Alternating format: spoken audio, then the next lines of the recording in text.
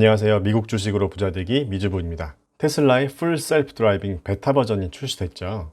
해외에서 많은 테스트 영상들이 올라오고 있는데요. 진짜 테슬라의 이 미친 학습력을 보면서 든 제 마음을 표현해 보자면 박미경 누님의 이 순간의 마음과 똑같은 것 같습니다. 와, 역시 머스크 선배님. 오, 자율주행을 뒤집어 놓으셨다. 진짜 최고의 선배. 파이팅. 오, 와, 학습, 추론, 소울. 그대로 그냥 일론 머스크, 박미경 누님의 국어책 리액션 레전드 영상은 다들 한 번쯤은 보셨죠? 저도 최근에 테슬라의 FSD 베타 영상들을 보면서 박미경 누님처럼 깜짝 놀랐거든요. 자, 그래서 오늘은 테슬라의 자율주행 기술이 왜 시장에서 1등을 할 것 같은지 이야기를 한번 해보겠습니다. 제 얘기를 한번 들어보시고 제 생각과 다른 분이 계시면 말씀 주세요. 팩트를 기반으로 한 논리적인 토론이나 논쟁은 언제든 환영합니다. 자, 첫 번째로 가장 먼저 사업성이 있는 상용화 버전이 나왔습니다. 사업성이 있다는 의미는 비즈니스적인 측면에서 수익을 낼 수 있는지에 대한 관점이거든요. 여기서 이게 무슨 자율주행이냐, 레벨 3 수준도 안 된다 라고 말씀하시는 분들이 계실 수도 있는데요. 자, 이렇게 말씀하시는 분들의 논리의 근거가 라이다로 테스트하는 차량 영상을 보면서 말씀을 하시더라고요. 그런데 그 영상들은 대부분 제한된 지역에서 정해진 환경에서만 테스트를 하고 있습니다. 그리고 가장 중요한 것은 아직까지 사업성이 있는 퍼블릭 서비스는 되지 않고 있습니다. 구글 웨이모에서 로보택시 서비스가 나오긴 했지만 제한적인 지역에서 맵 데이터가 완벽한 상황에서 진행되고 있고요. 무엇보다도 차량 가격이 무지하게 비쌉니다. 과연 수익 구조가 나올 수 있을지는 아직까지는 의문입니다. 뒤에서 다시 얘기하겠지만요. 자, 그리고 라이다에 의존하는 시스템은 라이다 외에도 고해상도의 지도와 정밀 GPS 그리고 5G 수준의 통신 속도도 필요합니다. 그리고 라이다만으로는 차선을 인식할 수가 없죠. 차선이 돌출되어 있는 게 아니라면요. 자, 그래서 라이다를 사용하는 차량은 완벽한 고해상도 지도 데이터에 의존하거나 그게 아니라면 테슬라나 모비라이 같은 카메라 기반의 사물 인식 기술을 어차피 사용해야 한다는 거죠. 자, 이렇게 한번 생각해 볼까요? 우리가 회사와 집을 출퇴근할 때 아는 길로 운전을 하면서 다닌다고 가정해 볼게요. 사람이 운전할 때 우리 눈을 통해서 들어온 시각 정보를 가지고 뇌가 판단을 하잖아요. 사람이 운전하면서 차량 간의 거리가 정확히 몇 미터 떨어져 있는지, 그리고 좌회전할 때 핸들을 몇 도로 틀어야 하는지 이런 걸 생각하면서 운전하나요? 눈으로 보면서 그때그때 상황에 맞게 핸들을 조작하고 브레이크를 밟습니다. 자, 그리고 또 이 영상을 한번 보시면요. 테슬라는 사람이 보고 생각하는 것처럼 카메라와 레이더 그리고 초음파 센서를 이용해서 생각하고 판단하는 능력을 학습하고 있는 것 같거든요. 여기 테슬라 화면에 보이는 도로 상황들은 테슬라가 지도 데이터를 참조 안 하는 것 같습니다. 몇 차선 도로인지 이렇게 운행하다가 나오는 샛길이 있는지에 대해서 맵 데이터를 참고 안 하고 카메라에 들어오는 정보만으로 판단하는 학습을 하고 있는 것 같아요.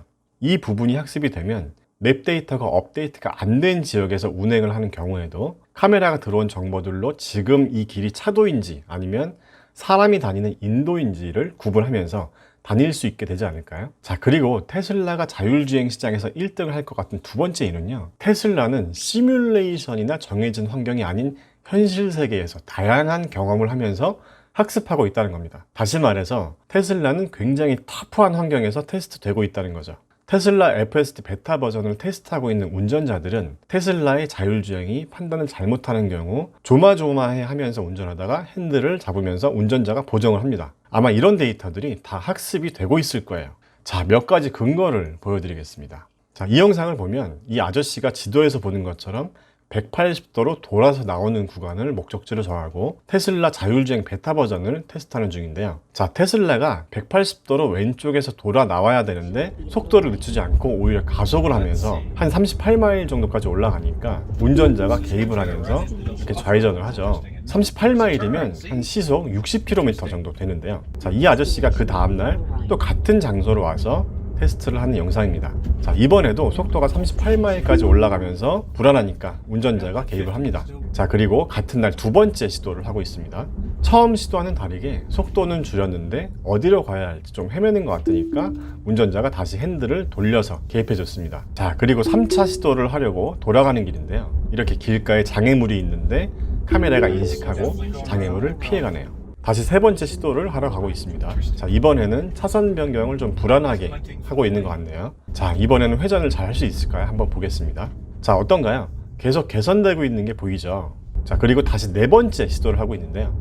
이번에는 차선 변경도 불안함이 좀 없어진 것 같습니다. 그리고 회전해야 하는 구간에서 이렇게 속도를 줄이고 있죠. 자, 그리고 다섯 번째 시도를 하러 가고 있는데요. 이번에는 앞에 신호등에 빨간색 불이 들어와 있습니다. 빨간 신호등을 인식하고 멈춘 것을 볼 수 있습니다. 자, 테슬라가 자율주행 플랫폼을 평정할 것 같은 이 세 번째 이유는 이렇게 빠른 학습 능력입니다. 제가 과거에 프로그래머였었던 개발자 관점에서 한번 보면요. 테슬라가 이렇게 학습을 하면서 자기가 잘못했을 때 운전자가 어떻게 개입해서 행동하는지를 분석하는 것 같아요. 자, 테슬라가 자율주행 테스트로 학습한 상황들에 대해서 서버에 전송을 하고, 서버에서는 이렇게 전송을 받은 수많은 데이터를 쌓아나가면서 더 나은 알고리즘을 만드는 모듈이 있을 것 같고요. 그와는 별개로 테슬라에 내장되어 있는 컴퓨터에서도 이렇게 학습한 경험을 바탕으로 해서 먼저 여러 가지 시도를 해보는 것 같거든요. 자기가 처리한 결과를 서버에 데이터 전송은 하는데 지가 먼저 이렇게도 해보고 저렇게도 해보는 것 같다는 거죠. 말하자면 선조치 후보고 같은 거죠. 이런 상황에서는 내가 일단 이렇게 판단해서 결정했어 라고 먼저 자기가 해보고 서버에 전송을 하는 거죠. 그러니까 머신러닝 알고리즘이 아주 능동적인 학습을 하고 있다 라고 생각하거든요. 이 부분은 일론 머스크의 성향과도 좀 비슷한 것 같습니다. 일론 머스크도 일단 질러놓고 뒷수습을 하는 스타일이잖아요. 자, 그리고 이 부분 보이시나요? 이번에는 회전하는 구간에서 안정적으로 속도를 줄이면서 더 부드럽게 180도로 돌아가고 있습니다. 자, 이 영상이 끝나는 부분에서 이런 말이 나오는데요. 오토파일럿이 배우고 있나? 확실하진 않지만 매번 달릴 때마다 개선되고 있다 라고 합니다. 자, 이렇게 많은 사람들이 다양한 환경의 도로에서 테스트를 하면서 축적되는 데이터의 양은 테슬라의 엄청난 미래 자산이 될 거라고 생각합니다. 후발주자들이 이걸 어떻게 따라오죠? 더군다나 테스트하는 사람들은 테슬라를 다 돈 주고 산 사람들이죠. 이렇게 다양한 환경에서 자발적으로 테스트를 해주고 있습니다. 테슬라 입장에서는 공짜로 이런 소중한 데이터들을 쌓아나가고 있는 거죠. 그리고 이 영상도 한번 봐주세요. 그동안 라이다 자율주행과 테슬라를 비교하는 이야기들 중에서 이 비보호 좌회전을 하는 부분에 대한 비교가 많이 있었거든요. 그런데 테슬라의 이번 베타 버전에서 어느 정도 통행량이 있는 차도에서 비보호 좌회전을 하는 영상인데요. 신호등을 보고 핸들링 하는 게 아니라 지금 이 영상처럼 스스로 주변 교통 흐름을 파악하면서 자, 이렇게 슬금슬금 가면서 실제로 사람이 주변을 살펴보는 것처럼 잠깐 이렇게 멈추기도 하죠. 그러면서 이렇게 부드럽게 비보호 좌회전을 하고 있습니다. 자, 다른 영상을 하나 더 볼까요? 이 영상은 사거리 교차로에서 비보호 좌회전을 하는 영상인데요.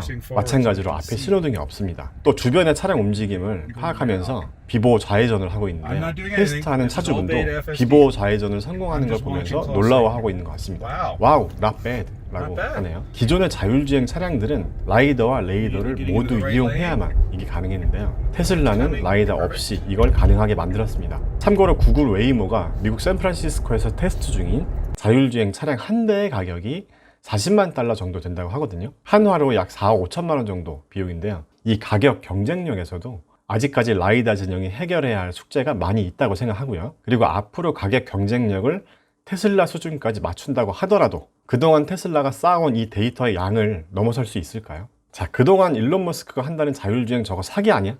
라고 이야기했었던 근거가 뭐냐면요. 카메라로 거리 측정을 어떻게 제대로 하냐. 정밀한 거리 측정은 라이다로 해야지. 라는 이야기가 많이 나왔었죠. 그래서 기술적인 얘기를 잠깐 해보겠습니다. 자율주행에서 중요한 게 3차원 물체의 거리를 인식하는 건데요. 라이다는 레이저 빛을 쏴서 거리를 측정하는 방식이고 카메라는 사람처럼 눈으로 보고 거리를 측정하는 방식이잖아요. 거리를 측정하는 정밀도에서는 당연히 라이다의 상대가 될 수 없었는데요. 그런데 카메라만으로 거리를 정확히 측정하는 기술들이 나오고 있습니다. 자, 수도 라이다라는 기술은 코넬 대학의 얀 왕이라는 분이 연구하던 기술이라고 하는데요. 테슬라가 이 기술을 사용했다고 합니다. 자, 수도라는 뜻을 사전에서 찾아보면 가짜, 모조 이런 뜻인데 쉽게 말해서 라이더를 흉내낸 기술이라는 거죠. 이 수도 라이다 기술에 대해서 간단히 설명을 드리자면 촬영된 사진을 여러 장 모아서 사진에 있는 물체들의 뎁스를 측정할 수 있는 알고리즘을 돌리는 거죠. 그래서 3차원 물체들의 거리를 측정할 수 있는 방법인데요. 현재까지 테스트해본 결과 라이다와 비교했을 때 65% 정도의 정확도가 나온다고 합니다. 자, 그런데 65%면 좀 부족한 거 아니야?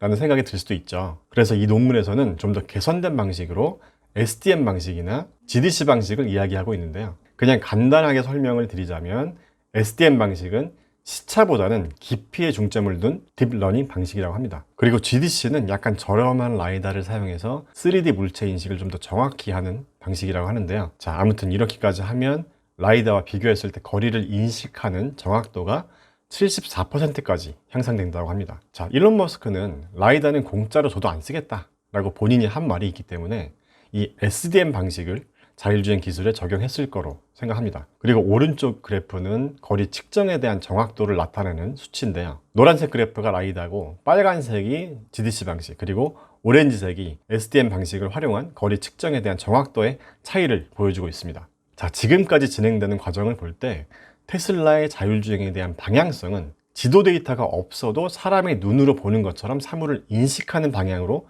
진화해 온 것 같아요. 예를 들면 차선이 없는 구간이나 바깥 차선이 없는 주택가 같은 곳에서도 차도와 인도를 구분할 수 있다는 거죠. 이렇게 주차장 내에서 어떻게 움직여야 할지 카메라 눈을 통해서 학습하고 있는 것 같고요. 반면에 라이다는 일단 정밀한 지도 데이터가 있어야 하기 때문에 새로 개발한 신도시 같은 그런 곳, 즉 맵이 업데이트가 안 된 곳에서는 스스로 판단할 수 있는 능력이 없는 거죠. 현재 카메라를 사용해서 자율주행 기술을 개발하고 있는 업체가 테슬라와 모빌아이 같은 기업이 있죠. 제 개인적인 생각을 말씀드리자면 카메라를 쓰냐 라이다를 쓰냐, 그러니까 어떤 장비를 사용하는지가 중요하다, 좋다 라고 논쟁을 하는 것은 별로 의미가 없다고 생각합니다. 라이다 역시 앞으로 가격이 하락하면서 더 좋은 방향으로 개선이 될 거라고 생각하고요. 카메라를 활용한 기술도 마찬가지겠죠. 그러니까 결국 어떤 장비바를 세우냐 보다는 이 자율주행 기술 구현을 위해서 머신러닝의 방향성을 어떻게 가져가는지가 중요하다고 생각합니다. 자, 우리는 투자자 입장에서 어떤 기술이 좀 더 현실성이 있고 사업성이 있을지를 생각해 보면 될 것 같거든요. 냉정하게 말이죠. 그리고 저는 자율주행 시장도 결국은 플랫폼 싸움으로 갈 거라고 생각합니다. 자, 테슬라가 됐건 누가 됐건 결국 시장에서 1, 2위를 하는 기업만 살아남을 것이라고 생각하고요. 자, 과거 휴대폰 시장을 한번 생각해 볼까요? 초기 휴대폰 OS 시장도 굉장히 많은 기업들이 도전했었지만 결국 다 정리되고 애플 iOS랑 안드로이드로 시장이 정리가 됐죠. 저는 이 자율주행 플랫폼도 테슬라와 나머지 한 개의 기업만이 자율주행 플랫폼 시장에서 결국 살아남지 않을까 하고 생각하는데요. 그렇게 되면 결국 기존의 다른 자동차 기업들은 테슬라의 플랫폼이 됐건 아니면 다른 플랫폼이 됐건 이 자율주행 플랫폼을 구매해서